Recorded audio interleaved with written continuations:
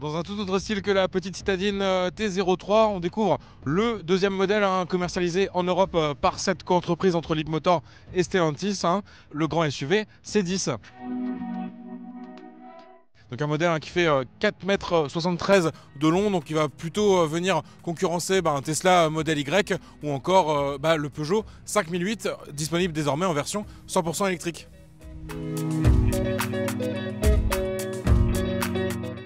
Alors le design il est beaucoup plus moderne aussi que sur la T03. Il faut dire que ce modèle il a été lancé début 2024 en Chine, et alors que la T03 elle remonte déjà à 2020.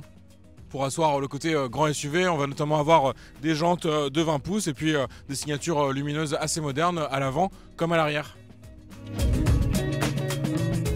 Un véhicule qui dispose aussi de poignées affleurantes à la carrosserie pour le côté assez moderne, avec un système qui se rapproche de celui qu'on a sur le Tesla Model Y. Et j'ai cette carte qui me sert de clé, et en fait il me suffit de la passer au niveau du rétroviseur pour ouvrir le véhicule, et ensuite j'ai juste à tirer comme ça la poignée pour entrer à bord.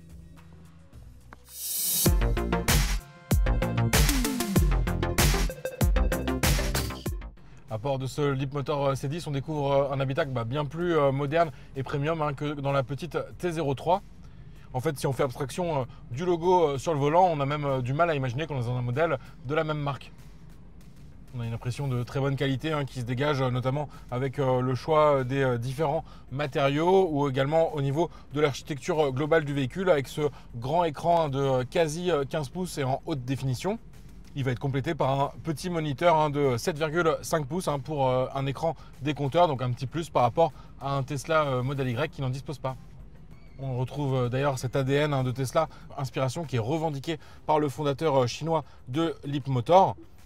Voilà, donc vraiment en termes de design des différentes icônes, de la manière d'interagir dans ces différents menus pour régler les assistants de conduite ou encore les paramètres de charge. Et puis au niveau des réglages de climatisation, où là on a vraiment un équivalent de ce qui est proposé par la marque américaine, avec la gestion des flux qui se fait en tactile. Donc ce n'est pas forcément d'ailleurs le plus pratique, mais qui donne en tout cas un aspect très moderne à ce véhicule, qui est aussi bien équipé. On voit qu'on a le volant chauffant ou encore les sièges ventilés et chauffants. Seul point commun finalement qu'on peut retrouver avec la T03, ça va être cette petite caméra qui va surveiller mon attention pendant la conduite, et qui se trouve également sur le montant gauche. Et on retrouve aussi le toit panoramique avec son volet électrique, sauf qu'ici il est en version XXL. En termes d'aménagement, on va retrouver pas mal de rangements, donc bien sûr la boîte à gants, et également au niveau de cette console centrale, un grand rangement, un espace pour recharger en induction son téléphone, et juste en dessous un espace de rangement où je vais retrouver une prise 12 volts complétée par deux ports USB, un type A et un type C.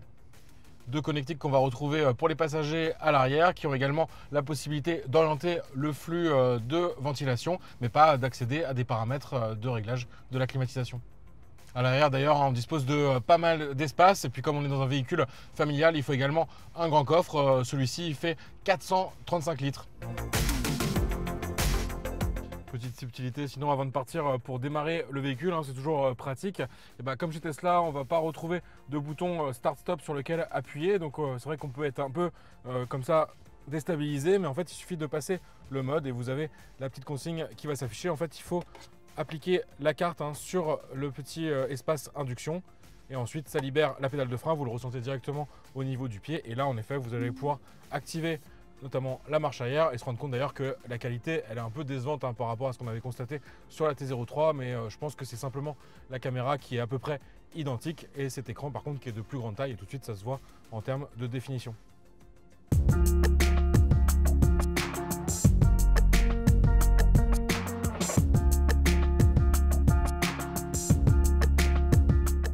Voici au volant de ce Leapmotor C10, et autant dire qu'il se montre assez convaincant au niveau de la conduite, à la fois en termes de confort mais également de dynamisme. Il dispose d'un seul moteur à l'arrière qui fournit une puissance de 218 chevaux, mais ça se révèle suffisant pour tracter les près de 2 tonnes de ce véhicule 100% électrique. Alors comme la T03, ce C10 il démarre par défaut en mode éco, mais c'est vrai que pour disposer de toute la puissance, on peut soit passer au mode normal, mais surtout en mode sport, et là le 0 à 100 il est par exemple annoncé en 7 secondes 5. La batterie, elle est d'une capacité de 70 kWh et ça offre une autonomie théorique de 420 km.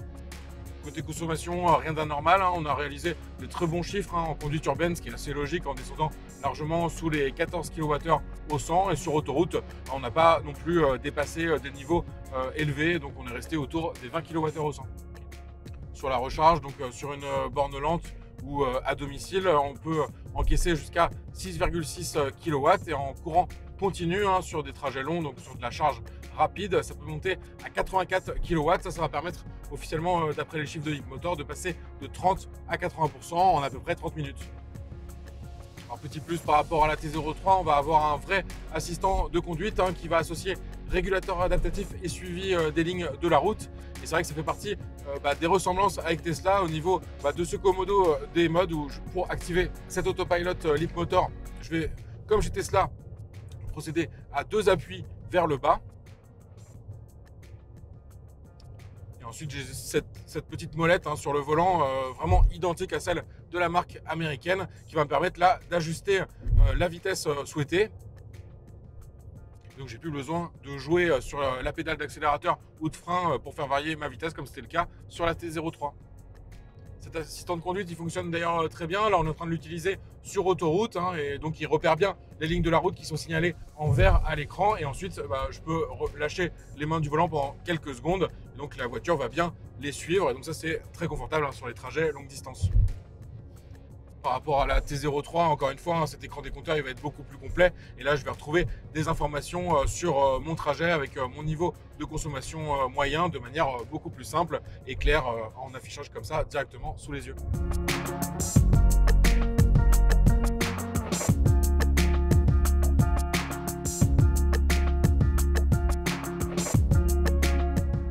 Ce Leapmotor C10 se montre donc particulièrement convaincant. Gros point noir, c'est le système GPS qui a du mal finalement à calculer les bons itinéraires. Enfin bref, il est vraiment pas très pratique et ça pose problème étant donné que, comme sur la T03, il n'y a toujours pas Android Auto et CarPlay. Donc on espère que ça arrivera lors d'une prochaine mise à jour. Le plus impressionnant, ça reste quand même le prix de ce Leapmotor C10 qui démarre à 35 900 € en France, avec une offre de lancement tout juste sous les 35 000 € donc pour les premiers clients. Et donc ça, pour se rendre compte, c'est pratiquement 10 000 € de moins qu'un Peugeot i5008. Reste à savoir quel sera l'impact des droits de douane européens sur le prix de ce modèle, et un modèle qui n'aura de toute façon pas le droit a priori au bonus écologique, étant donné qu'il n'est pas prévu de le produire en Europe. À suivre prochainement le lancement sur ce SUV C10 d'une version alternative proposée avec un prolongateur d'autonomie, un petit moteur thermique qui servira uniquement à recharger la batterie.